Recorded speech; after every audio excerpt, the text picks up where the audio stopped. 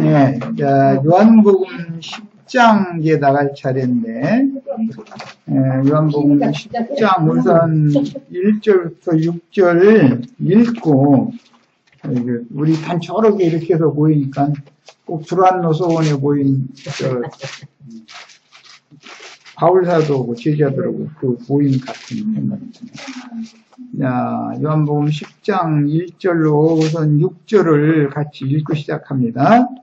내가 진실로 너희에게 이르노니 너를 통하여 양의 우리에게 올라가지 아니하고 다른 데로 넘어가는 자는 저희로 안하거든요. 우리로 들어가는 자는 양의 목자라. 이기는 하여 물고 양은 그의 음성을 듣나니 그가 자기 양의 이름을 각각 불러 부르짖어 부르니라.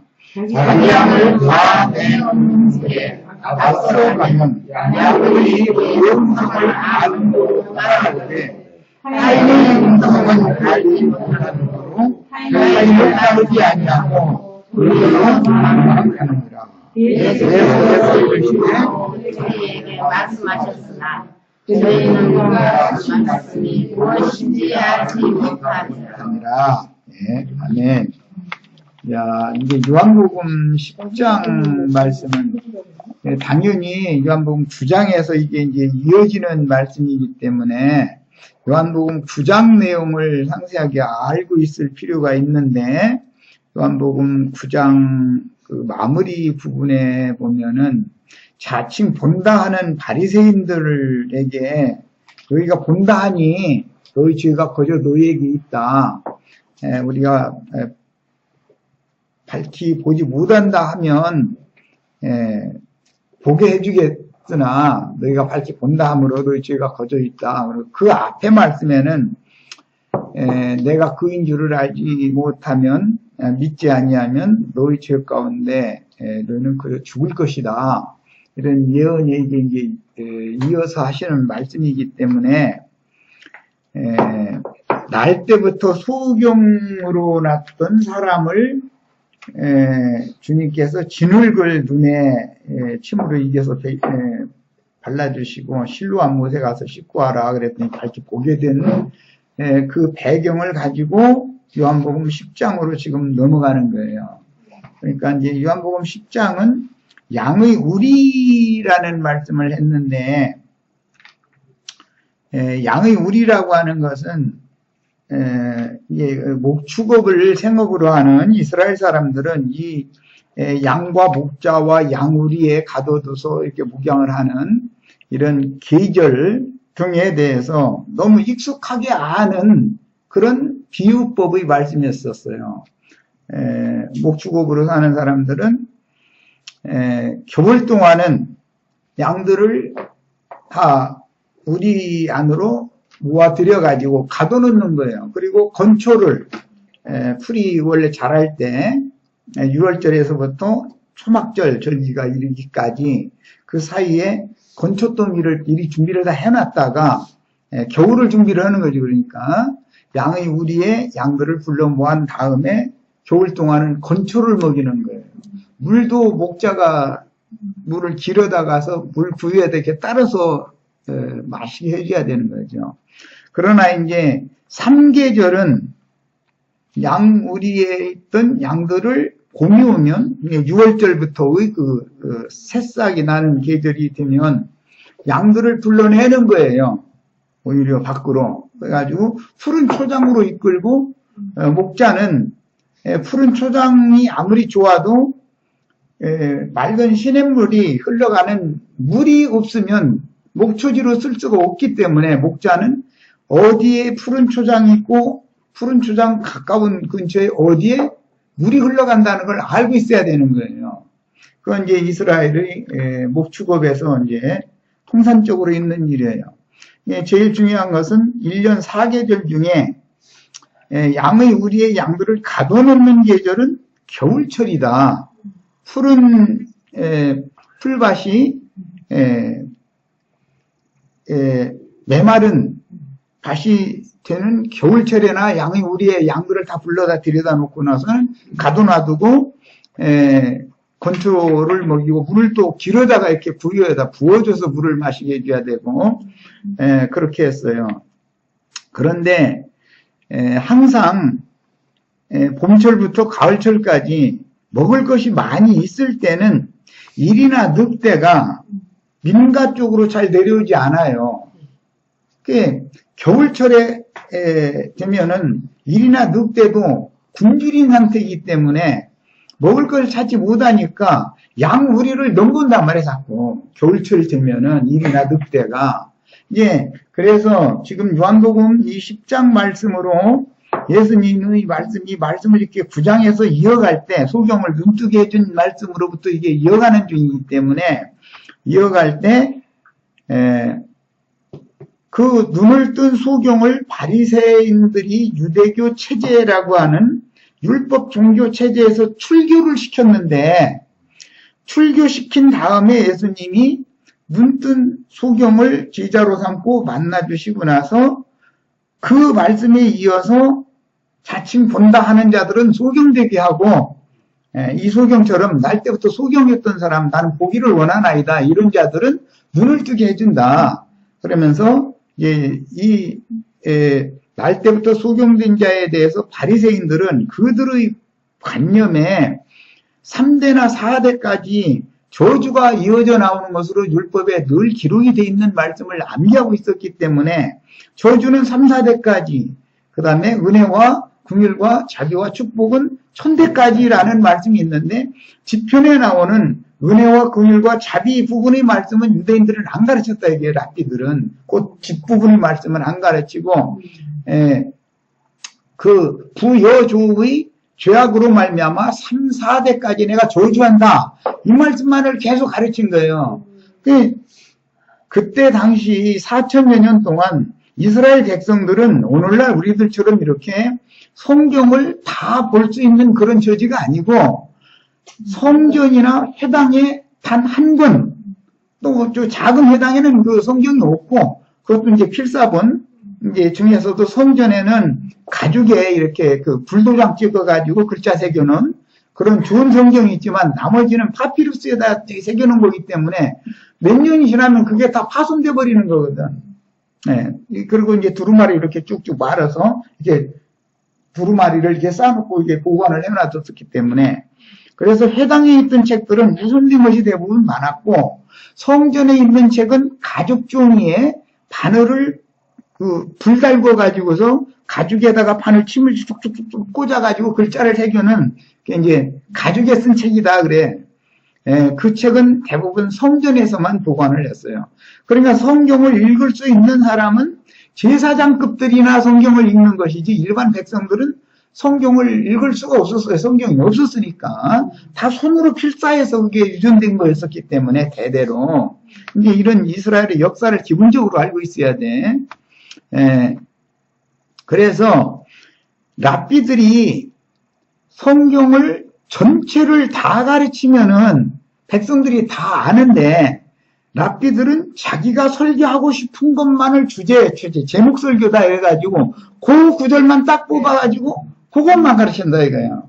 그런데 랍비들은 본의를 세우기 위해서 남을 정죄하고 저주하는 말씀을 해야 겁을 먹고 두려워한다 이거예요, 백성들이. 그러니까 은혜와 긍휼과 자비라는 용어가 나오는 1000대까지 은혜를 베푼다라는 말씀을 안 가르치는 거, 일부러 백성들에게. 그리고 엄포를 해야 되니까 이렇게 여호와의 말씀을 버리고 우상 숭배를 한다든지 뭐 다른 신을 섬긴다든지 이렇게 하면 3, 4대 저주가 이어진다, 이 말씀만 계속 강조를 해서 가르친 거예요. 그러니까 백성들은 3, 4대 저주가 이게 이어진다라는 말씀만 알고 있었지, 1000대까지 은혜를 베푼다는 말씀이 또 있다는, 또 기록한 말씀에 대해서는 모르고 있었던 거예요, 백성들 전체가 다. 오늘날도 기독교계의 목회자들은 거의 다 제목 설교다 해가지고 자기가 설교에 필요한 구절만 쏙쏙 뽑아내가지고 자기에게 유리한 것만 강조를 한다 이거예요. 일반 백성들은 책을 줘도 이렇게 좋은 그 인쇄되어진 책이 다 있지만 거의 다 안 읽어요.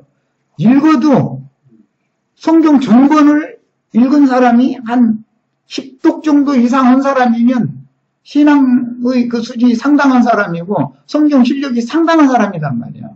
그런데 대부분은 1독도 아는 사람들이 장로 권사들 중에도 꽤 있다 이거예요. 장로 권사인데도 성경 전권을 읽어본 적이 없는 사람들도 있을 수가 있다는 거예요. 이렇게 좋은 세상에 사는데도. 그리고 그 원인은 뭐냐?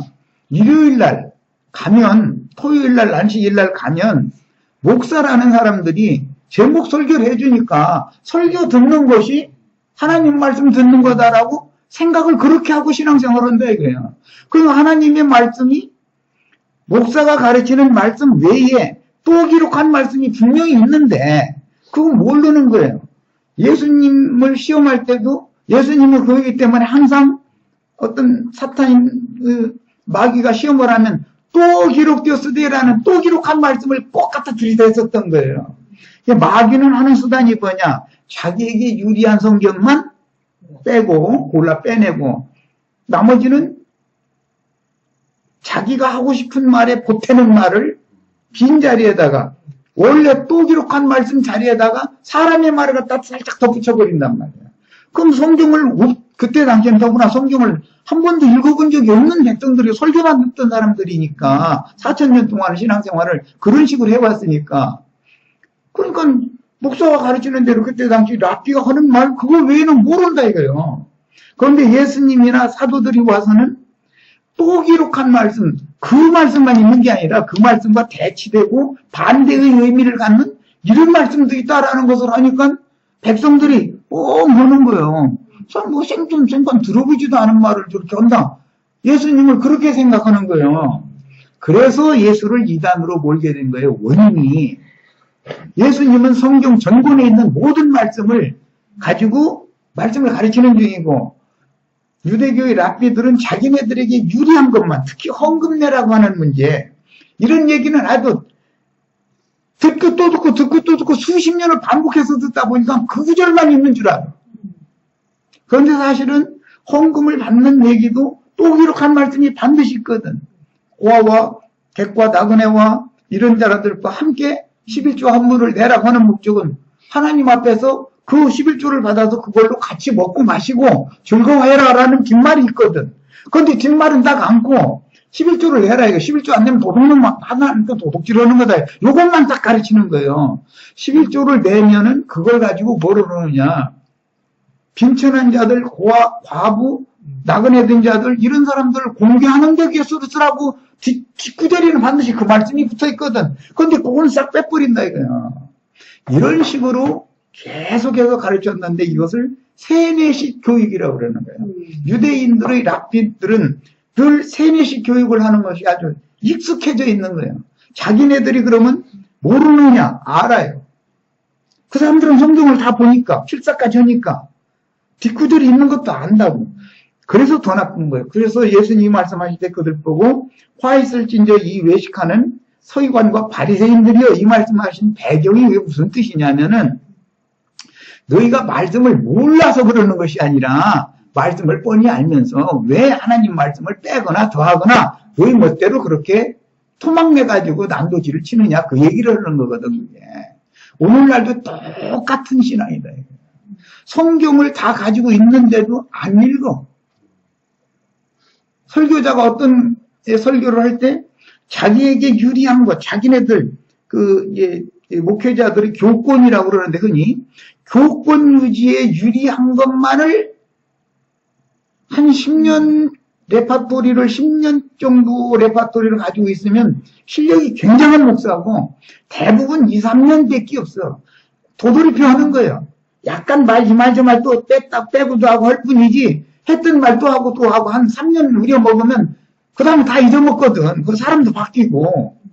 그러면 막 또 새로운 말 하는 줄 알고서 은혜 받았다고 그러는데 오래 생활한 사람 저거 3년 전에 한 말인데. 그렇죠. 6년 전에 한 말 3년 전에 하더니 오늘 또 하네. 이거 알거든. 네. 이 대부분 장로 권사님들이 은혜를 처음에는 그 올라갈 때는 그 직분까지 올라갈 때는 은혜가 넘치다가 그 직분을 받은 후로 시간이 지나면서 점점 뒷자리로 가다가 다른 예배당으로 떠나가다가 헤매고 다니다가 에이 예배당 이제 그만 다닌다 하다가 이게 대부분 장로님들 권사님들이 그러는 거거든. 질력 났다 이거야. 이제 물리는 거야. 헛소리도 하고 이러니까 새 꼴을 먹여야 되는데 탕난 음식, 묵은 음식, 옛날 했던 거 그거 누룽지 잔뜩 이렇게 저기 말렸다가서 한참 지난 다음에 그거 물 붓고서 끓여가지고 또 주고 이런 식이거든. 탕난 똑같다가 칫솔질해서 이렇게 곰팡이 제거한 다음에 물 부어가지고 푹푹 끓여가지고 또 주고. 그런데 그거 맛있다고 먹거든. 처음 못 듣는 사람들은. 그런데 이미 몇 년 전부터 몇 회를 반복해 들은 사람들은 다 아는 얘기다 이거야. 그러다 보면은 대부분 이제 장로님들이 모여가지고 요즘에 우리 목사님이 영의 능력이 조금 부족하신 것 같다고. 좀 산에 좀 갔다 오셔야 되겠다. 이게 회의가 되거든. 항상 그러는 거예요. 회의가 되면은 뭐 이제 격출해야지. 격출해가지고 뚱뚱 하나 주고 가서 좀 쉬셨다 오시라고 산에 가셨어. 그만 그냥 뭐 나무 몇 개 뽑고 와라 이제 그 말이거든. 그럼 이제 목 그냥 내려오면 안 되잖아 또.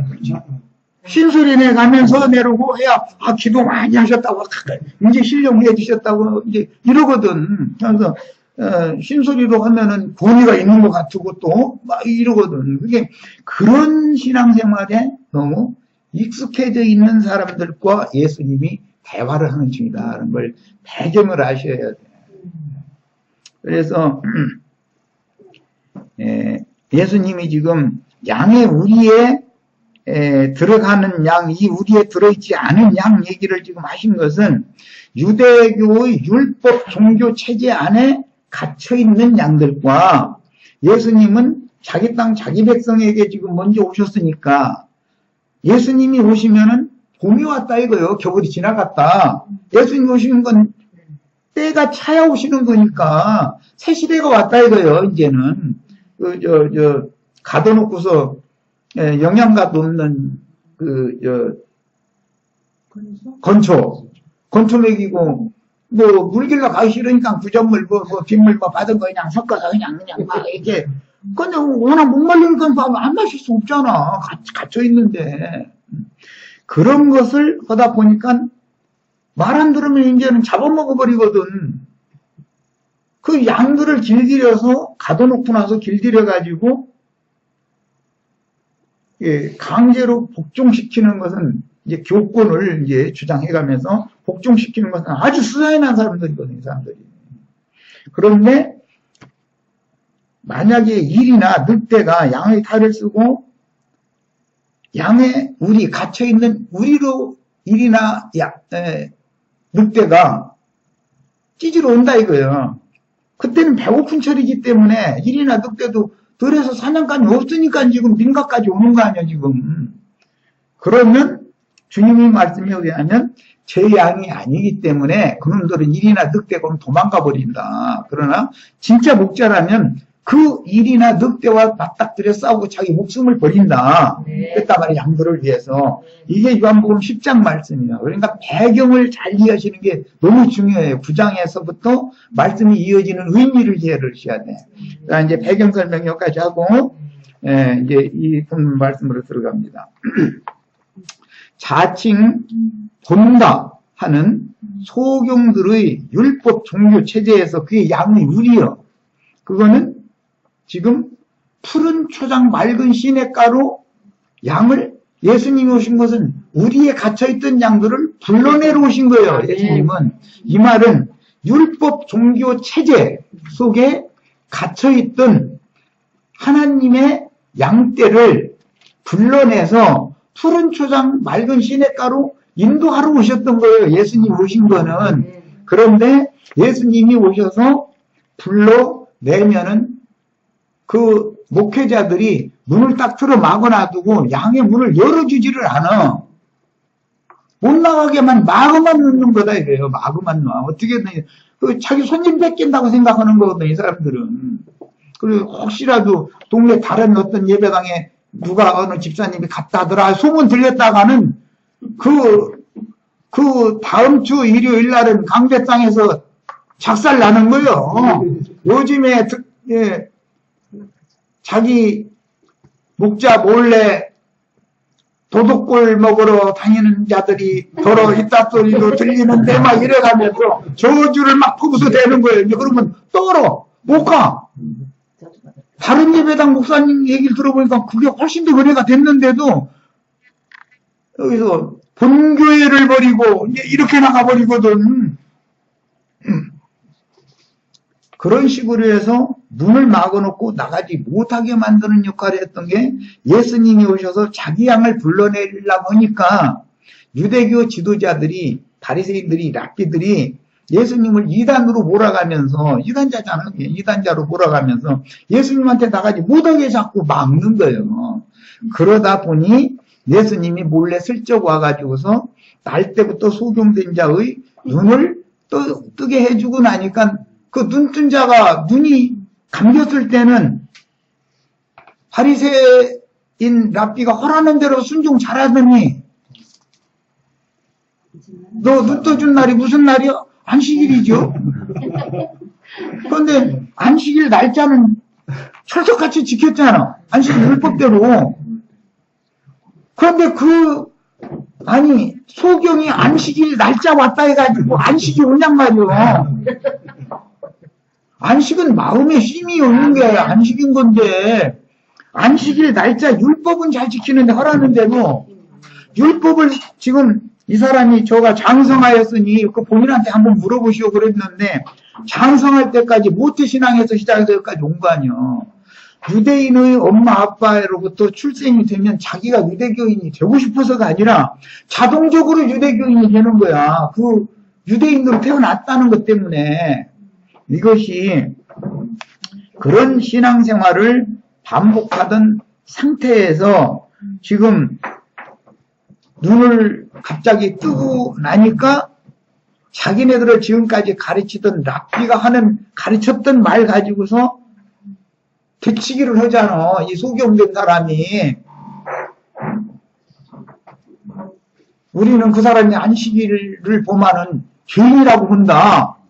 바리새인들이 그러니까 나는 그 사람이 죄인인지는 내가 확신이 없으나 그 사람이 죄인인지는 날 모르겠으나 내가 아는 거 한 가지는 난 날 때부터 소경했는데 지금은 밝히 보게 된 거다.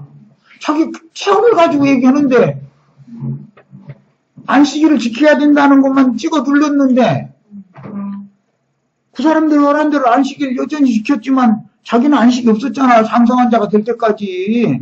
그러다가 이제 눈 뜨고 나니까 이제 내 마음이 이제 영혼이 쉬고 있다 이거요. 난 이제 이제 내 속에는 안식이 있다.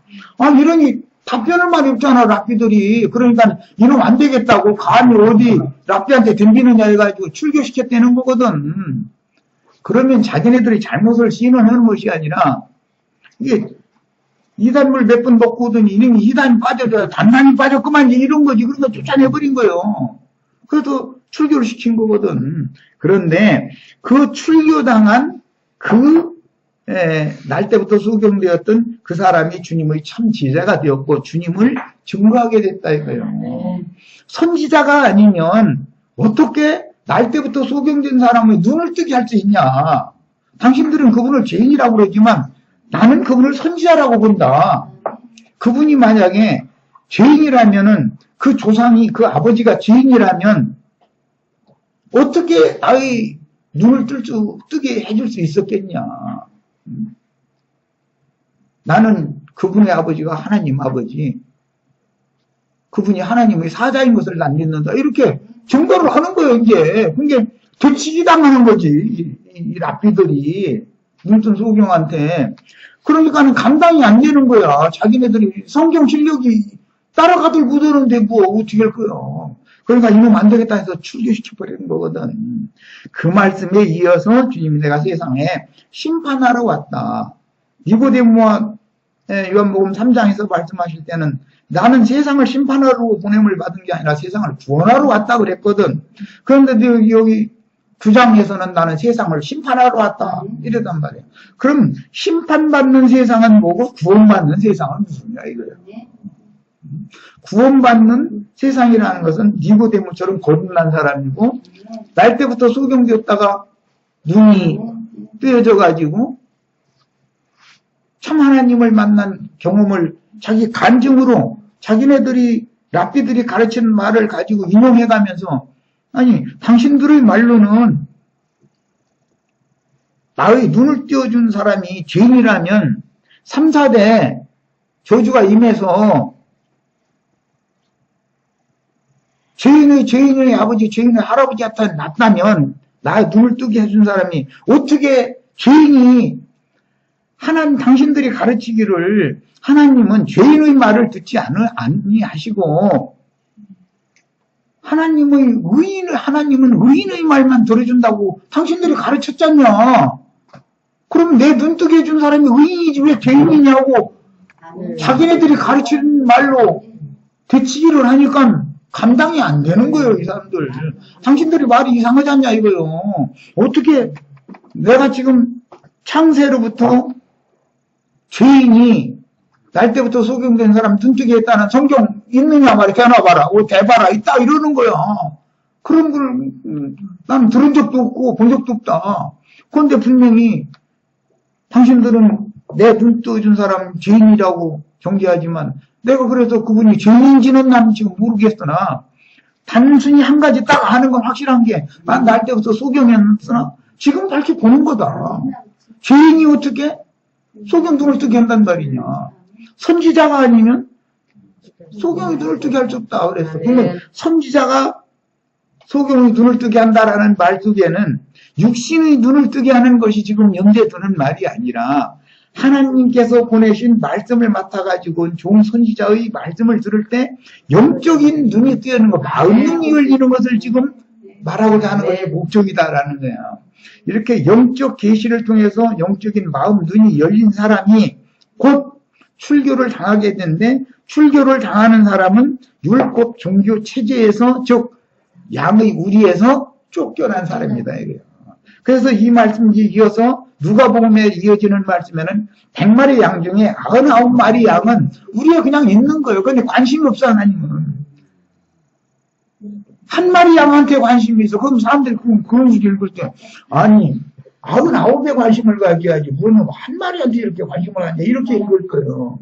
그런데 99마리는 그 누리와 함께 거기가 좋다고 늘어붙어서 있으니 예수님이 아무리 나오라고 해도 그 사람들은 나올 사람이 아니야. 거기가 좋다는데 어떻게 할 거예요. 그러다 죽여야지. 내 요즘 하는 말로 그럼 그러다 죽여야지 어떻게 할 거예요. 그걸 거기가 좋은데. 그래서 한 마리 양을 찾아가지고 기뻐하고 하는 말씀으로 말씀이 이어진 거예요. 그런데 이 한 마리 양이 누구냐면 출교당한 눈뜬 사람이다. 아멘. 이 사람이 양의 우리의 다 몰아넣는 역할은 모세의 제자. 우리는 모세의 제자나 우리는 그의 제자가 아니다. 너는 그의 제자나 우리는 모세의 제자다. 하나님이 모세에게는 말씀하셨지만 그 사람에게 말씀했다는 건 우리는 모른다 이랬잖아요. 모르니까 문제지. 모세에게 말씀하신 그 하나님이 지금 직접 오셨는데 그걸 안 믿는 거예요. 이 하나님의 아들이라는 사실을, 하나님의 사자라는 사실 자체를 안 믿는데 어떻게 할 거예요. 그러다 죽여야 돼요. 그 사람들은 할 수 없어. 99마리니까 숫자적으로 보면 99대 1이면 뭐 여기 몇 명 모인 사람하고 예배당에 오늘 부흥회를 한다 그러면은 적어도 몇백 명은 모일 거 아니야. 몇만 명 모이고 이제 다 그럴 거 아니야. 숫자 싸움을 하면 99마리와 율법사들, 서기관들이 힘을 가지고 있지. 한 마리 양 겨우 그것도 찾아가지고 어깨에 메고 와서 뭐 잔치한다 해서 고 기뻐하고 즐거워한다 해서 예수님이 왔으면 99마리를 찾으셔야지 왜 한 마리를 찾아가지고 이렇게 기뻐하느냐. 이해가 안 되는 거예요, 지금. 성경의 흐름을 모르기 때문에. 성경이 말하는 의도를 우린 잘 알아야 돼요. 그래서, 그런데, 양을 우리의 가둬놓는 역할은 누가 했냐면, 모세를 통해서 우리의 양들을 가둬놓고, 율법이라고 하는 체제 안에, 모세를 통해서 율법 말씀을 줬으니까, 율법 체제 안에 이스라엘 백성들을 딱 가둬놓는다 이거예요. 그럼 그건 무슨 철이냐? 푸른 꼴을 맘대로 먹을 수 있는 계절이 아니기 때문에 그런 거예요. 그런데 우리 안에 갇히면 항상 노리는 애들이 있어. 30장 그런 애들이라고 아까 얘기했는데 그런 애들이 꼭 와. 그런 애들이 배고프니까 겨울철이니까 사냥감이 없잖아. 그러면 목동이 음악 쳐는 데까지 내려와서 그것도 낮에는 잘 안 오거든. 낮에쯤 오면 지가 죽으니까. 목자들도 혼자 1대1로 싸우면 않거든. 목자들이 신호가 있어. 또 이게 막대기 이거 툭툭 치는 그 소리를 들으면 이것은 뭐 이리가 적이 나타났다는 뜻이다라는 걸 알거든. 그러고 목자들은 나팔을 가지고 뿔나팔을 갖고 다니면서 다급하면은 뿔나팔을 울려서 부는 거거든. 평상시에 우리는 여기 있던 이 양떼를 어느 쪽으로 이동시킬 거다 그럴 때 이동시키는 나팔은 또 울려 부는 나팔이 아니라 평이하게 부는 나팔을 부르면 나팔 소리 들으면 뭐 멧돼지는 누구 자손의 어떤 양떼는 지금 어느 지역으로 이동하고 있구나라는 걸 서로가 알고 있거든. 이렇게 하는 게 그 목자들의 생활이기 때문에. 그런데 지금 모세의 제자를 자처하는 자들은 사실은 모세의 제자들이 아니라 사탄의 사자들로 변질된 자들이지 그들이 일이 늑대들이지 모세의 제자들이 아니거든. 모세의 참 제자들은 이사야로부터 시작해서 말라기까지 선지자들의 노선에 있는 사람들이 모세의 제자들인 것이지 유대교 랍비들은 그것은 사탄의 사자들이 모세의 제자들이 아니거든. 유대교인들은 하나님의 말씀 율법을 크게 오해해가지고 인간 교훈으로 변질시켜서 가르치는 자들인 것이고 모세의 참 제자들은 선지자들이기 때문에 계시를 따라서 모세를 통해 주신 율법 말씀을 계시로 해석을 해서 가르치거든. 그러니까 하나님이 모세의 제자들을 보내면은 하나님이 중 선지자들을 보내면은 이 늑대들이 다 이단으로 몰아 오는 대로 다 박해하고 죽였던 거예요. 그런데 이런 것에 대해서 이해가 너무 없는 거예요, 오늘 기독교인들은. 이거 목사들 자신들이 사탄의 사자들이지, 자신들은 모세의 제자들이 아니다라는 거에 대한 의식이 없는 거예요. 왜?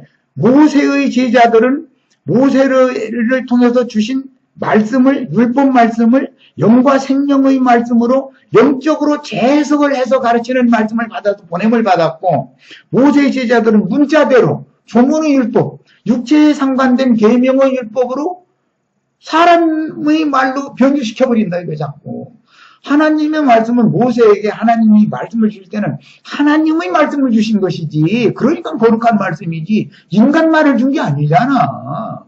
그런데 자칭 유대인의 그 해에 속한 사람들은 하나님의 말씀을 크게 오해해서 하나님의 말씀을 사람의 교훈으로 자꾸 가르치면서 자신들은 우리는 모세의 제자다 이러고 했다는 거야. 그것을 일러서 그래서 거짓 제자라는 말이 나오고 나의 참 제자가 될 것이다. 참 제자 말이 나오고 그래서 여기서 구분이 된 거예요. 오늘 기독교계에 자신들이 정통이라고 목사 뭐 신부 뭐 하면서 그런 사람들이 그게 사실은 그것이 거짓 선지자들인 것이거든. 그게 주님이 보낸 종 선지자들은 내가 선지자라고 말할 필요가 없는 거예요. 자기가 자기를 증거하면 자기 자랑하자는 얘기지. 하나님이 내가 보낸 종이다라고 하나님이 친히 증거를 해줘야 되는 일이고 증거를 해준다면 하나님이 친히 증거를 해준다는 증거는 뭐냐면 하나님의 보낸 종 선지자들이 말씀을 가르치고 증거하면 양무리들이 자기 목자의 음성을 알아듣고 따라오는 것이 증거다 이거예요. 재앙이 아니면 거짓 목자가 와서 아무리 그럴싸한 얘기를 해도 생명이 안 통하면 따라가지를 않는 것이거든. 그래서 어떤 영과 생명의 말씀을 이렇게 가르치면은 듣는 이들이 영감을 통해서 계시가 임해가지고 이건 너무 확실하다. 이건 너무 맞다. 하고 성경이 그런가 해서 성경을 찾고 모든 성경을 대도해가며 읽어서 모든 진리 가운데 인도를 자꾸 받아나가면 누가 이래라 저래라 할 필요가 없이 성령이 다 알아서 가르치게 돼 있는 것이거든. 그러면 하나님이 그의 제사를 받으셨다는 것이다. 이거예요. 제사장이 제사를 아무리 열심히 해도 하나님이 받으시지 않는다. 가인의 제사는 받지 않았다라는 말은 예배당 목사님들이 그럴싸한 설교를 아무리 해도 이 백성들이 이게 뭔 말인지, 똥이라는 말인지 된장이라는 말인지 먹어봐야 한다는 말인지 뭔 소리인지를 아는 것 같은데 모른다. 이거예요. 그게 문제예요. 본인들은 잘한다고 생각해. 수십 년 신앙생활을 내가 장로고 내가 신학을 졸업했고 뭐 이랬었거든. 장로님, 권사님 성경 모릅니다. 목사님들 성경 몰라요. 미지예요. 신학교 가면 성경 가르치는 게 아니에요. 조직 신학 교리를 가르치지. 신론, 그리스도론, 성경론, 교회론 이 네 가지 중점으로 잡아가지고 그 다음에 삼위일체론, 예정론 등등 해가면서 이제 론 얘기를 하고 있는 것이지 성경은 론 얘기가 아니잖아. 하나님 말씀이지. 그런데 그 사람들은 론 연구를 하다가 4년, 7년, 8년 이러고 시간 보내고 나와가지고 별 달아가지고 나오는 거거든.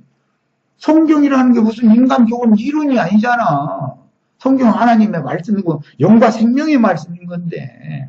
그래서 이런 문제가 기본적으로 우리 지체들에게도 계시가 필요해요. 성경을 읽을 때는 성경에는 반드시 흐름이 있는 것이고 그런 말씀을 해야 되는 배경이 있는 것이고 이스라엘 나라의 역사와 기후와 풍토와 그 사람들의 생활 관습과 언어 관습과 이런 걸 다 알아야 된다 이거예요. 그런데 이런 것을 가르쳐 놓으면 자연히 알게 되는데 성경을 읽으면 배경이 이런 문제 때문에 이 말씀으로 기후의 말씀을 이끌어 갔구나라는 걸 알게 마련인 거거든. 계시가 임하면. 그런데 그런 걸 가르치려고 하는 것이 아니라 찍어 눌러가지고 어떻게 헌금을 많이 받아내느냐, 어떻게 예배당 크게 짓느냐, 어떻게 하면 자기 이름 유명한 사람으로 이름이 나느냐. 이것에 목적을 두고 하니까 말씀을 가르치는 것이 목적인 사람과는 전혀 사역이 전혀 좀 반대되는 사역을 하게 마련인 거거든. 이런 문제에 대해서 깊이 생각을 해보셔야 되겠어요. 눈을 통하여 양의 우리에 들어가지 아니하고 다른 데로 넘어가는 자는 절도요 강도다 그랬어. 그랬는데 이 목사님들이 절도요 강도떼들이다. 그때 당시는 유대교의 랍비 유대교 교권을 주장하는 사람들이 다 너희는 도둑놈들이고 강도떼들이다. 예수님이 지금 사실 이 말을 한 거거든. 그럼 뭘 도둑질하는 것이 그러면 그렇게 큰 도둑이냐? 하나님의 것을 도둑질하는 거예요.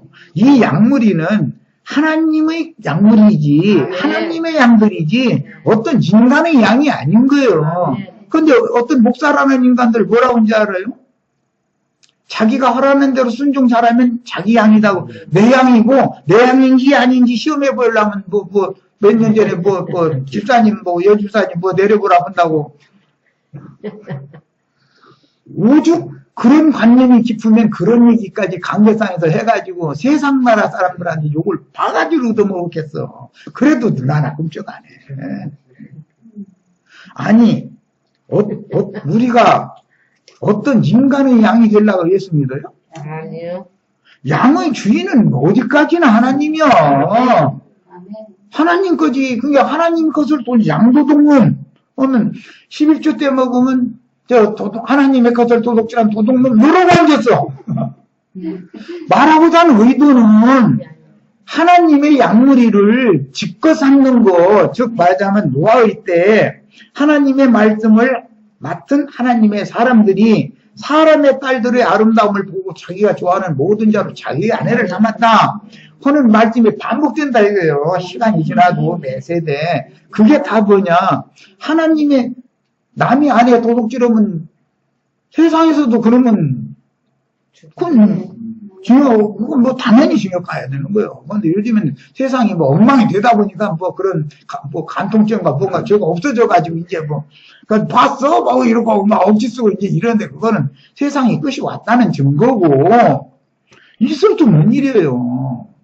아무리 왕이라도 남의 천인 자기 나라의 어떤 천한 백성의 아내를 함부로 뺏지는 못하는 거거든. 왕이라 해서 그렇게 되는 게 아니에요. 법도가 있는 거잖아. 금원령을 딱 내리고 나서 왕비가 있는데도 왕비가 몸이 아프다든지, 뭐, 후사를 지금 낳지 못한다든지, 그러면은, 그 모후가 전국에 금은용 딱 내리고, 정결한 처녀들 중에서, 예, 왕비를 다시 받아들여야 되고, 이게 법도가 있는 것이지, 그냥,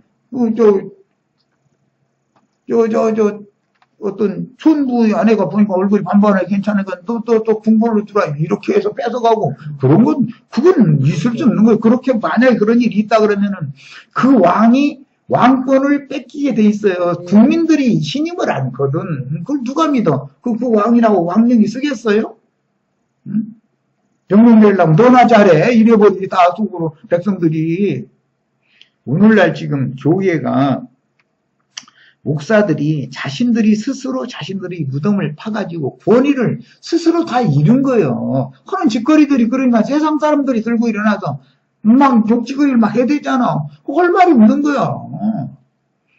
그거는 있을 수도 없는 일인데도 여기 절도 강도라는 말은 하나님의 것을 도둑질했다. 지금 그걸 염두에 두는 말이고 이것이 말라기 3장 10절 바에 썼지만 그 말씀을 예수님이 지금 영적으로 해석을 해주는 말이다 이 말이에요.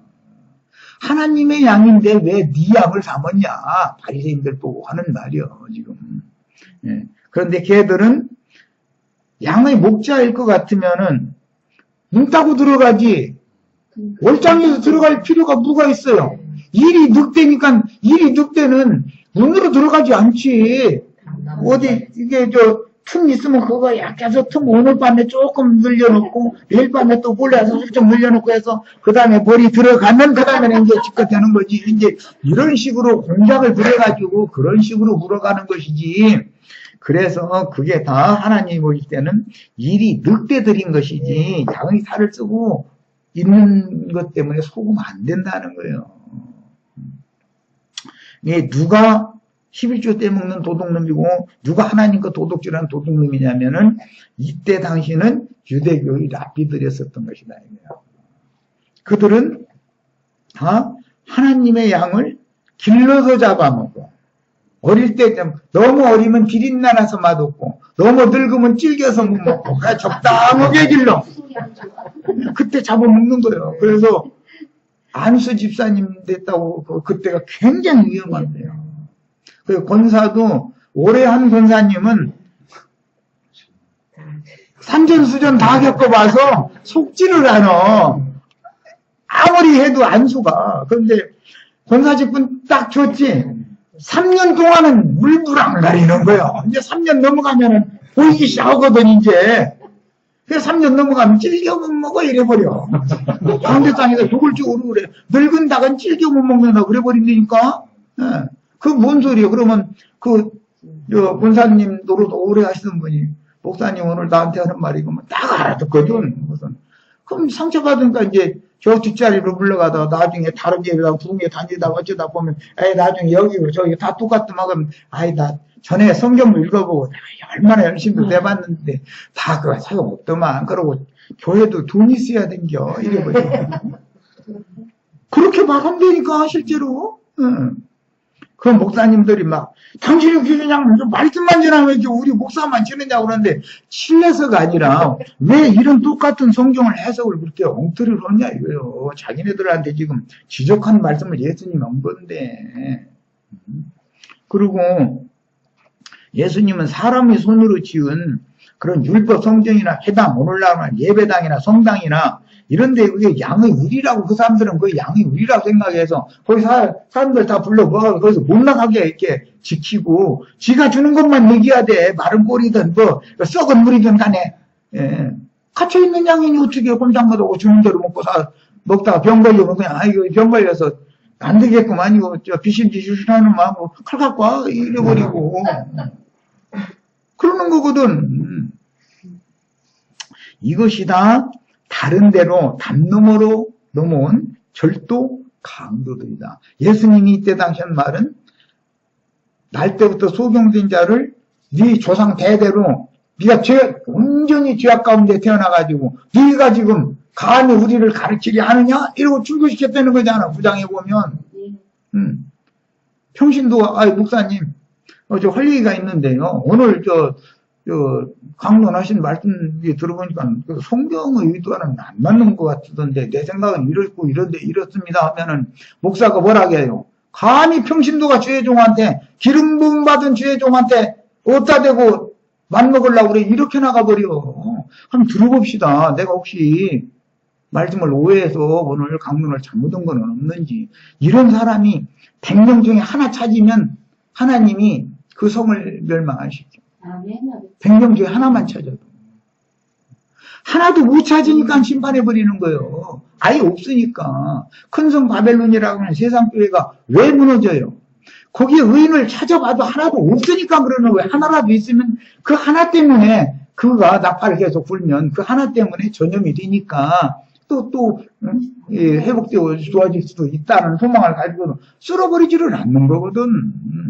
이런 이치를 우리가 다 아셔야 되겠고,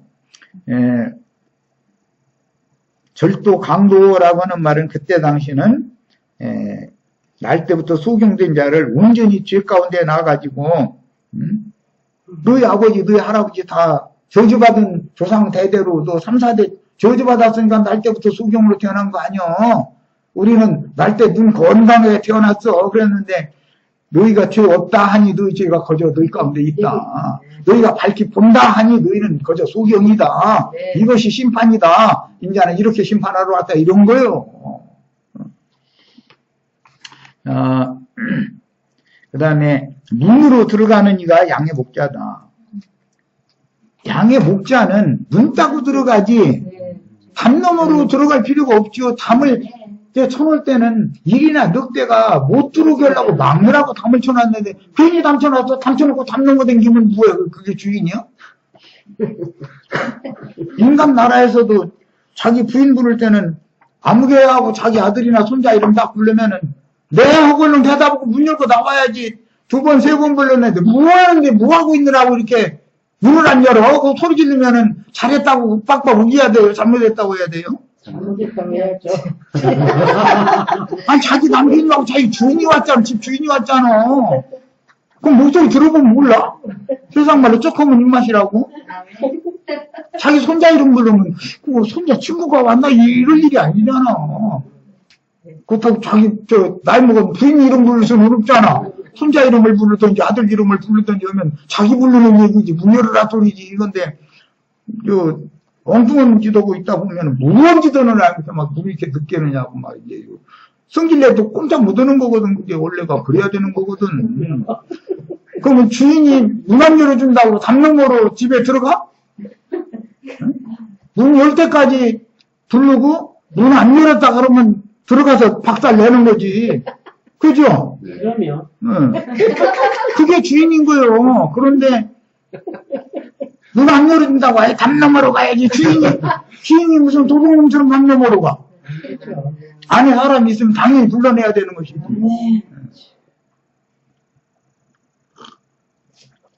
그래서 이제 유대교 체제에서 출교당한 눈뜬 지휘자를 만나주신 후에 이어지는 본문 말씀은 의도적으로 사역이 두 사역이 있다라는 것이 제시되는 것이고 두 사역이 있으면 두 부류의 사역자들이 나눠지게 된다라는 걸 지금 계시하는 것이고 주님의 양이 있고 많은 무리의 도적대들의 양들이 있다 그런 말이 있단 말이에요. 그런데 여기서 말하는 너희가 절도요 강도다 이 말은 양을 도둑질했다는 말인 것이지 이 사람들이 뭐 무슨 돈 훔쳤다거나 뭐 남의 주머니에 있는 뭐 금기고리 뭐 훔쳤다거나 그런 말이 아니잖아.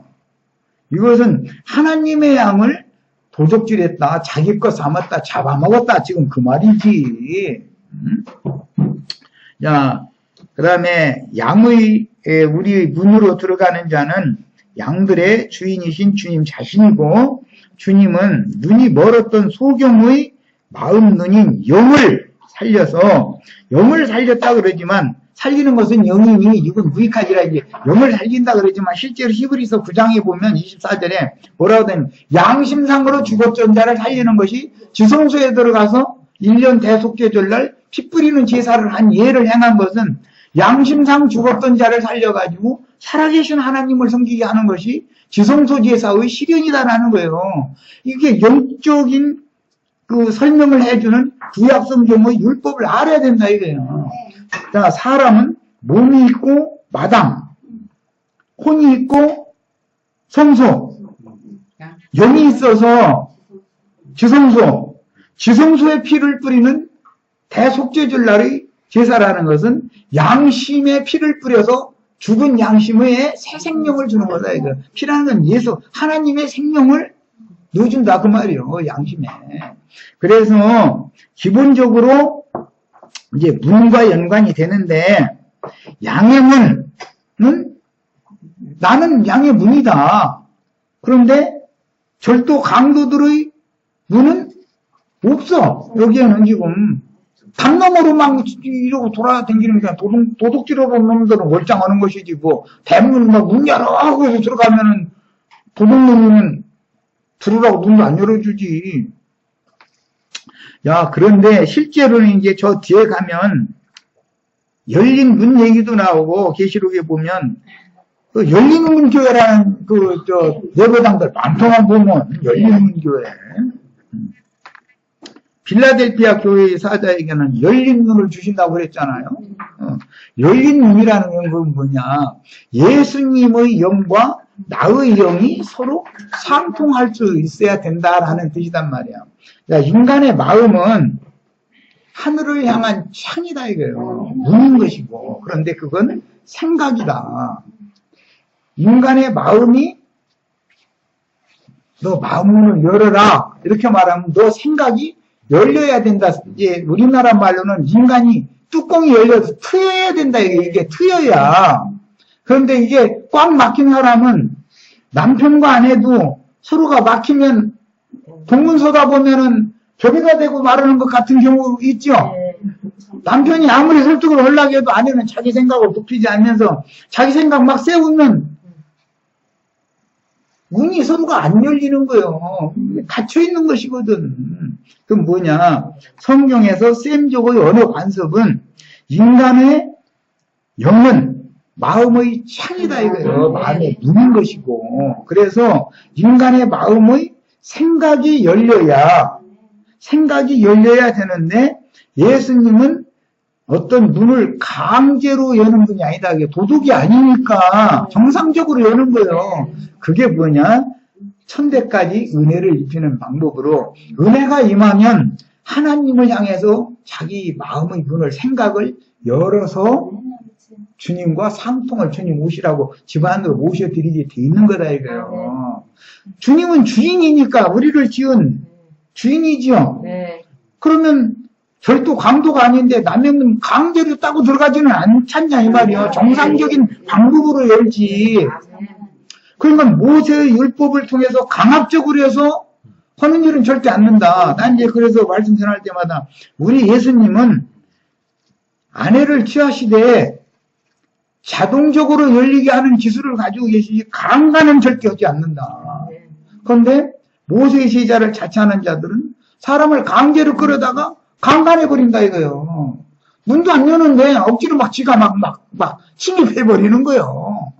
저거 삼으려고 그러는 거예요. 그런데 육신이 당했다 해가지고 그 영혼도 당한 건 아니잖아. 하나님은 영에서부터 사람의 중심 가장 깊은 곳에서부터 열게 만들고 영이 열려야 영의 생각이 열려야 그 다음에 마음의 생각도 열리고 육의 몸도 열리고 다 열리는 거예요. 그러니까 하나님은 항상 은혜를 베푸는 방법으로 자동적으로 스스로 열고 영접을 하게 만들지 강제로 어떤 짓을 절대 하시지 않는다. 왜? 주인이니까. 주인이 집 밖에 아까 그러잖아. 집 밖에 갔다 집에 들어오면 초인종 누르고 대답 안 하면 분명히 안에 사람이 있다. 내 아내가 지금 안에 있다 하는 것을 확신 있게 믿으면 초인종 눌러 문 이러라고 걸어놔. 또는 화장실에 갔나 뭐 샤워하고 있나 뭐 그러니까 좀 기다렸다가 또 눌러서 하지. 강제로 문 따고 열쇠쟁이 오라서 열쇠쟁이 해가지고 막 이렇게 강제로 들어가고 따고 들어가고 도둑놈이 아닌데 왜 그러고 왜 그러겠어. 차라리 우리 아내가 목욕을 하는가? 그럼 잠깐 어디 가서 일 좀 더 보고 오면 그때는 뭐 정신 들여서 열어주겠죠 하고 정상적으로 한다 이거예요. 예수님은 당신의 양들을 당신의 것으로 취할 때 일단 열어야 들어갈 수 있으니까 여는데 하나님은 천대까지 은혜를 베푸시는 그 방법을 통해서 자동적으로 열리게 만드는 기술을 가지고 계시고 이 이리떼들, 늑대떼들, 이 도적 절도떼들은 강도떼들은 강압적으로 한다고 뭐든지 강압적으로. 그러면서 자신들이 모세의 제자, 우리는 모세의 제자다 이래. 그런데 모세가 이스라엘 백성들 강제적으로 뭐 하고 그렇게는 않잖아요. 모세가 그 마음이 온유하기가 얼마나 승하든지 온 땅에 있는 모든 사람보다 그 마음이 온유함이 더 승했다 그랬어. 그런데 무슨 놈 그런 사람이 자기 양인지 아닌지 본다고 집사님 보고 내려보라고 그렇게 하겠어 그게? 만부중에 무슨 개망신 시키려고 그게 말이 되는 소리야. 그런데 그들의 생각 자체가 그렇다 이거예요. 그러면서 또 막 어떤 이상한 영을 받은 집사님들은 오늘 목사님한테 은혜가 엄청대. 그리고 무슨 은혜를 그냥 받았느냐 그러면은 욕지거리를 그냥 1시간 내야 돼. 막 상욕을 막 해야 돼. 이것다. 헌금은 제대로 갖고 왔자. 그럼 아멘 하고 이거.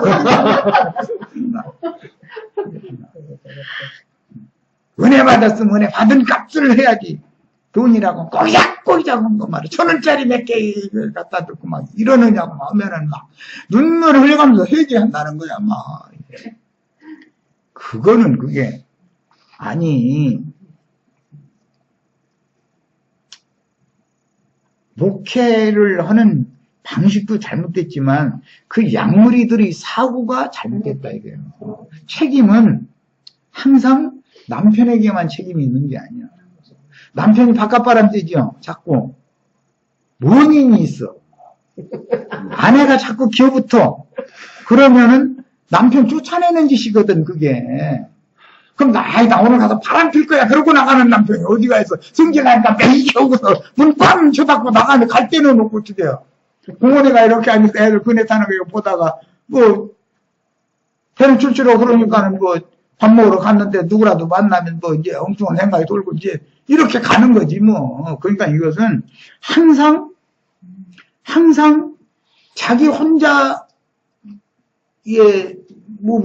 다 하는 것처럼 이렇게 하나님의 질서를 지켜야 된다 이거예요. 하나님이 인간만 무대에서 남자를 먼저 지으시고 그 다음에 남자를 통해서 여자를 지으고 순서가 이게 질서잖아. 하나님이 창조 질서잖아. 그래서 여자는 교회 가운데에서 말하는 걸 허락하지 않는다. 잠잠해라. 왜? 아담이 먼저 지음을 받았지 이화가 먼저 지음을 받은 것이 아니다라고 말하는 것은 위의 질서가 중요하다는 거예요. 하나님과 질서거든 이게. 그런데 그냥 남편이 한마디면 10마디 하고 바닥 칠라게 쌓고 이랬으면은 남편 나가라는 소리거든. 그게 그렇게 만들어놓은 책임이 여자에게 반이 있는 거거든. 교회 생활 얘기하느라고 얘기한 거야. 목사님만 책임 추궁해서 된 게 아니다 이거예요. 목사를 그렇게 만들어놓는 건 따르는 양머리들이 책임이 반이 있다는 거예요. 맹신하면 안 되는 거잖아요. 이치에 받아야지. 그러면서 그 사람들은 막 성경에 말이요. 아내는 남편에게 순종을 하겠다고. 아니 순종을 하고 글자에 그렇게 돼 있지요. 그런데 순종 언론한테 순종해야지. 남편이 아니라 이거는 도저히 인간 위하다 그러면은 그놈한테 순종으로 언제까지 그러고 살 건데. 응? 그 사람한테는 순종을 하는 게 아니죠.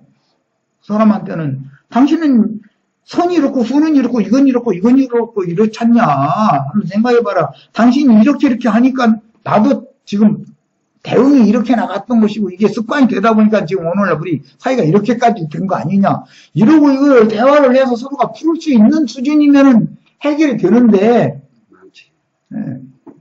막무가내는 남편, 막무가내는 아내 남편, 이건 안 되는 거거든. 그 어떻게 할 거예요, 그걸. 이런 것처럼 양년이 항상 양년이 책임이 있는 거다. 남편이 처음부터 오늘부터 나가서 어떤 여자 찾으러 다녀야 돼. 이러가면서 집 나오는 사람은 하나도 없어요. 어떤 여자가 나 오늘부터 어떤 좋은 남자 만나러 다녀야 돼. 막 이러고 작정하고 나오는 사람이 어디가 있어, 세상에. 성질나서 나와서 어떻게 헤매다 보니까 또 그런 놈 만나는 거지. 그러다 만나면 그런 년만 만나는 거거든, 서로가. 그렇게 해서 나온 사람들끼리 만날 건 아니야. 뻔하잖아. 정상적인 가정을 가진 사람은 그러고 헤매고 안 다닐 거니까.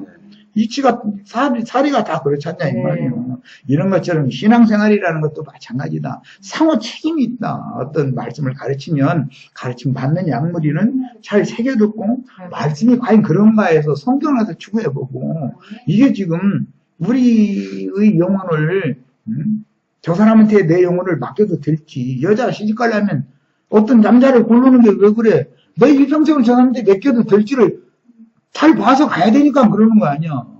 신앙생활도 마찬가지다. 아멘. 그런데 육의 눈으로 볼 때는 예수님이 유대교 랍비들에 비해서 너무나 모자라고 했던 거예요. 문제는 이게 이제 사람들을 착각하게 만드는 하나님이 하나의 시험이거든. 만약에 오늘날 뭐 예수님 다시 오신다 한다고 막 빛가번쩍은 뭐 막 번쩍번쩍 물 막 해가면서 막 이게 만약에 하늘에서 뭐가 내려온다 그러면은 그게 메시아다 그러면 다 가서 절해라 그러면 절들 많이 할 거야 아마. 다 미쳐. 근데 뭐 우리 형제 자매님들 메시아는 나팔소리로 온다고 했는데 내 말 좀 들어줘봐. 딴 사람 말만 듣지 말고 내 입에서 나오는 말이 이게 하나님의 나팔소리로 일 수도 있잖아. 한번 잘 새겨서 들어봐. 이러면은 가짜는 소리 하지 마. 신학은 뭐였는데? 뭐 이러고 뭐 이렇게 나가버리거든. 양의 우리 문으로 들어가는 자는 양들의 주인이신 주님 자신이고, 주님은 눈이 멀었던 소경의 마음 눈인 영을 살려서, 이것은 사실은 영의 중심 기능인 양심을 살리는 거예요. 모든 사람은 다 나는 살았다고 생각하지만 하나님을 볼 때는 영적으로는, 즉 양심상으로는 다 죽은 자들이란 말이에요. 그러니까 죽은 자는 죽은 자들을 장사하게 하고 나를 따르라, 이렇게 말하는 거예요. 그러니까 누가 죽었다는 말이에요. 양심상으로는 다 죽은 거다 이거예요, 인간이. 그러니까 살아있는 것이나 뭔가를 제어도하고 뭘 다스릴 수도 있고 지배할 수가 있는 것이지, 죽은 것이 산 것을 지배는 못하잖아. 제 아무리 똑똑한 사람이라도, 예를 들어 우리나라 같은 경우 박안무여씨 대통령하다 죽으니까 못 다스리잖아. 박정희 씨가 지금 어떻게 다스릴 거예요? 죽은 자가 산 자들을. 안 되는 거예요. 산 자나 산 것을 제어도 하고 조절도 하고 통제도 하고 이렇게 해서 다스릴 수 있는 것이니, 산 것을 다스리고 산 것이 죽은 것을 다스릴 수 있고 지배할 수 있는 것이지, 죽은 것은 산 것을 다스릴 수 없는 거야. 그런데 양심상으로 이미 근본이 죽어 있는데 누구를 다스릴 거요? 그래서 툭 하면 생명 안에서 왕노로 산다고. 생명이라는 게, 생명의 근원은 마음인 거기 때문에 물을 지킬 만한 것보다 너희 마음을 지켜라. 생명의 근원이 이에서 나는 것이다. 네. 마음의 중심인 신앙 양심이 살아있어야 되는 것이지, 신앙 양심이 죽은 자가 무슨 놈의 생명 안에서 왕노로 산다고 교리 구절 가지고 쐈다 붙다 한다 해서 그게 왕노로 되겠냔 말이요. 이런 걸 생각해 보시길 바래요. 그 다음에는 그리스도의 예수의 말씀은 굳게 닫혔던 마음의 창인 영의 생각을 열고 빛을 투과시켜서 영의 빛을 투과하는 거예요. 그러면 양심이 불이 켜지는 거예요. 그렇게 되면 우리의 눈을 열고 그게 여는 거예요. 이것을 은혜라고 그런다.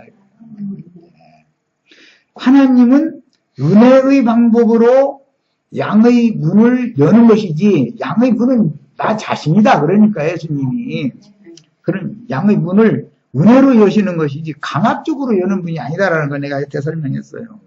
그 다음에 어둠에 잡혀서 갇혔던 양들을 푸른 초장이며 실로라는 말은 천천히 흘러가는 맑은 물이라는 뜻이요.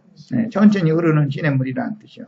실로의 상수가 흐르는 시냇가로 불러내는 것이다. 그러면 계절이 바뀌었다는 뜻이다. 예수님이 오셔서 인하파를 불면 이제는 겨울이 갔고 봄이 왔구나 그 말이 나와요. 그래서 절기 시작은 6월절부터 하는 거예요. 6월절이라는 건 새싹이 난다는 뜻이기 때문에. 자, 그 다음에 문지기는 그를 위하여 문을 열고 그랬는데 이때 당시는 하나님은 양의 주인이고 양우리의 문지기는 예수님이요. 지금 이때 당시는 그런데 주님께서 교회를 세운 다음에 문지기는 주님의 제자들이고 눈뜬 소경들이요. 눈이 감겼던 자들인데 은혜로 눈이 열린 자들이단 말이에요. 이게 참 제자들이 증인들이 되는 거죠. 이제 이런 사람들은 문지기가 되는 거예요.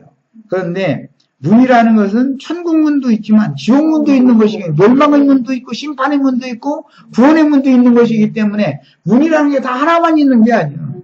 구원의 문, 천국문이라고 하는 문은 그리스도 예수의 생각이다. 예수님의 영의 생각을 말한다.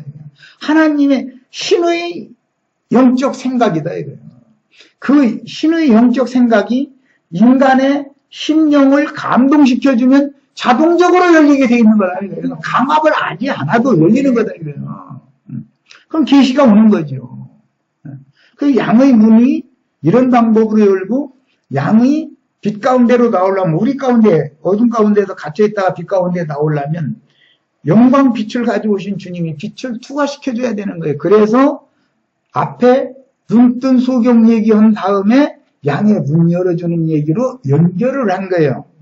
문이라는 것은 사람의 마음은 하늘의 문일 수 있고 지옥문일 수 있어. 똑같은 인간의 마음인데 그리고 청결한 신앙 양심은 예수 그리스도의 성령의 생각과 하나님의 생각과 하나님의 뜻에 일치를 시킬 수가 있지만 육의 생각은 하나님의 뜻과 절대로 일치될 수가 없는 거예요. 이게. 그런데 육의 생각을 가지고 자기 인간의 술수, 잔꾀 이런 걸 자꾸 내미는 것은 지옥문을 늘 열어놓고 사는 사람인 것이거든. 이제 이런 것을 잘 생각해 보셔야 돼요. 문이라는 것은 항상 인간의 마음을 말하는데 인간의 마음 문이라는 것이 영의 생각은 하늘을 향한 창이고 육의 육신에 있는 마음, 육신과 결탁된 마음의 생각이라는 것은 지옥을 향해서 멸망, 심판을 향해서 문이 열린 상태인 거다. 이런 것을 잘 생각을 해주셔야 돼요. 자, 이제 말씀 마칠 겁니다. 문지기는 그를 위하여 문을 열고 양은 그의 음성을 듣나니 문을 열면 자기 양을 불러낸다는 뜻이죠. 그런데 자기 양들은 목자가 휘파람 소리를 낸다든지 막대기를 치는 소리를 내면 양들은 다 알아듣는 거거든. 그런데 낯설은 어떤 목자라는 사람이 와가지고 막대기 두들기는 소리가 자기 목자가 하는 소리와 다르게 나면 양들이 이렇게 쳐다만 보고도 슬슬 피하는 거거든. 그것도 그 신기한 일이네. 이건 왜 그러느냐. 인간에게는 양심이라는 게 근본적으로 있기 때문에 저 사람을 내가 따라가야만 살 건지 저 사람 따라가면 날 잡아먹으려고 꼬시는 말을 하는 건지를 양심상으로 아무리 죽은 양심이지만 양심상으로 판단을 다 해오게 돼 있다는 거예요. 그런데 착각이 많지 거기에는. 이제 예수님이 진짜 이 양무리의 주인이 오셔서 문을 여는 중이지만 예수님은 가짜라고 생각으로 안 따라 나오고 한 마리만 지금 나온 거예요. 자, 오늘은 첫 시간이니까 여기까지만 하겠습니다. 아멘.